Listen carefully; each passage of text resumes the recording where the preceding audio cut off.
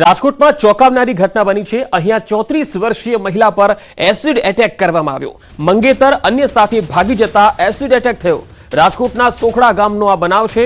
સોખડા ખાતે રહેતા પ્રકાશ સરવૈયા દ્વારા કરવામાં આવ્યો એસિડ એટેક। સગાઈ બાદ મંગેતર અન્ય વ્યક્તિ સાથે પ્રેમ લગ્ન કરી ભાગી છૂટી।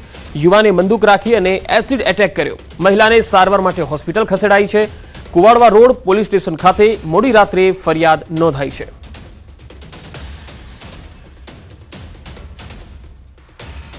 એને અમારી રેકી કરતો હોય તો ભલે, જેવા જણ બધા બહાર નીકળ્યા ને પોતપોતાના કામમાં તરત એ આવ્યો ઘરે અને સીધો એસિડની બળની ભરીને સીધો અટેક જ કર્યો। મારી છોકરી 13 વર્ષની છે, મારો છોકરો તો નિશાળે ગયો હતો।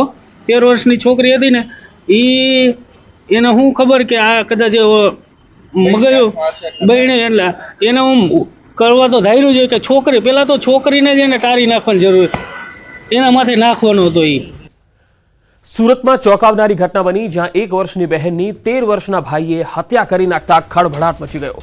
ઓશિકાથી મોઢું અને ગળું દબાવીને હત્યા કરી દીધી। સુરતના નાનપુરામાં હત્યાનો આ બનાવ બન્યો। પરિવારે પૂછપરછ કરતા ભાઈએ ગુસ્સામાં બહેનની હત્યા કર્યાની કબૂલાત કરી। તબીબે બાળકીનું મોત ગૂંગળામણના કારણે થયું હોવાનો રિપોર્ટ આપતા પોલીસ પણ ચોંકી ગઈ છે।